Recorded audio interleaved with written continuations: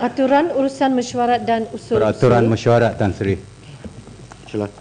Tan Sri, terima kasih. Saya telah semalam membawa ke perhatian Tan Sri suatu cadangan usul di bawah peraturan 18.1 berkaitan dengan hukuman mati terhadap 529 orang oleh Mahkamah Mesir beberapa hari yang lalu.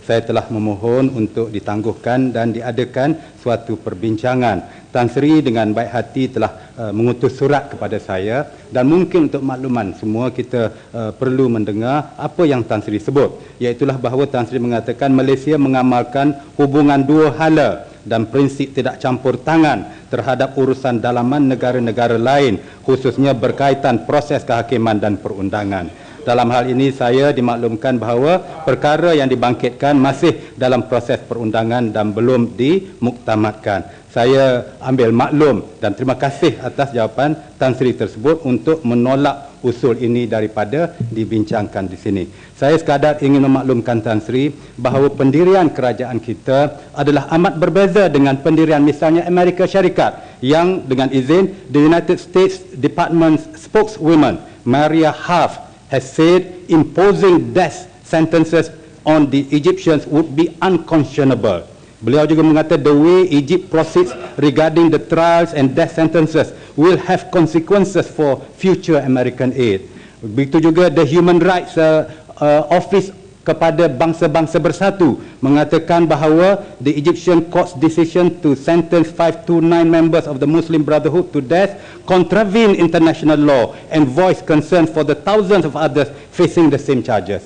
Saya menghormati dasar Wisma Putra, tetapi Wisma Putra Amerika Syarikat di Washington berani menegur, berani mengeluarkan kenyataan. Jadi saya menyeru dan berharap bahawa Wisma Putra di Malaysia ini juga ada sedikit prinsip dan keberanian untuk menyentuh hal ini. Terima kasih Tan Sri. Masih yang berhormat. Perlu lagi saya respons kepada itu yang berhormat. Yang berhormat, saya bersetuju dengan yang berhormat bahwa perkara ini adalah suatu perkara yang perlu dibincang. Tetapi bukan dalam peraturan mesyuarat 18.1. Kalau Wisma Putra mempunyai pendirian seperti yang disebut oleh yang berhormat itu, seperti pendirian United States, itu terpulang kepada menteri yang berkenaan. Tetapi dalam ruang lingkup peraturan mesyuarat 18.1, perkara sebegini tidak boleh saya benarkan untuk dibincang. Karena kriteria dalam 18.1 itu kita semua sudah maklum. Pertama spesifik, kedua kepentingan orang ramai, ketiga perlu disegerakan.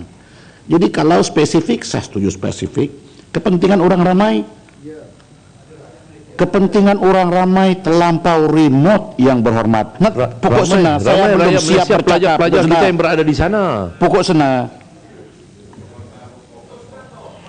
Kepentingan orang ramai yang saya ingat di sini ialah ramai orang-orang kita sekarang yang tinggal di negara tersebut, termasuk penuntut-penuntut. Sama ada ianya perlu disegerakan, saya pun berpendapat bahwa ianya tidak perlu disegerakan karena proses perundangan belum siap. Maka atas sebab itu saya tolak dalam kamar permohonan yang bermuat di bawah 18.1. Tetapi kalau Wisma Putra mempunyai kenyataan luar, itu terpulang kepada Tan Sri, ya, macam mana kata tidak, minta maaf, kata tidak disegerakan, hukum gantung akan dikawal kuasa. Ini mahkamah tentera. Tan Sri betul kata menghormati sistem kehakiman. Sistem kehakiman tentera pun yang macam ni pun nak hormat juga. Dan 529 nyawa pemimpin-pemimpin gerakan Islam Ikhwan Muslimun itu tidak menjadi pertimbangan untuk rakyat Malaysia. Saya tidak faham. Jadi saya pohon, pertama, benarkan, izinkan ada perbahasan. Keduanya, penolakan itu jangan guna alasan yang diberikan oleh Tan Sri. Ya, saya tahu kuasa Tan Sri, tapi alasan itu saya kira sangat lemah. Kerana umpamanya nak minta kita sahkan sistem perundangan Mesir yang diputuskan oleh General Sisi melalui kudeta menolak pemerintahan yang sah. Kemudian yang keputusan itu Tan Sri yang betul terlalu zalim, tak masuk akal dan menghina negara dan umat Islam sendiri. Masuk yang berhormat. saya rasa tugas saya telah saya laksanakan. Itu sebab kenapa saya biarkan Yang Berhormat Tumpak untuk berhujah apa yang tersirat dalam hati seperti yang beliau hujah. Dan begitu juga saya biarkan Mematang Pau untuk berhujah. Tetapi keputusan saya itu saya rasa mempunyai asas. Kalau Yang Berhormat mau juga buat seperti usul begini, gunakan peraturan Masyuarat 27 yang memerlukan notis. Ada peraturan-peraturan kita yang tertentu. Jangan paksa saya menggunakan peraturan masyuarat yang tidak selari dengan kehendak dan apa yang dibincangkan. Itu bermakna kita sendiri memperkecil-kecilkan atau menidakkan peruntukan institusi parlemen kita. Terima kasih. Silahkan teruskan. Aturan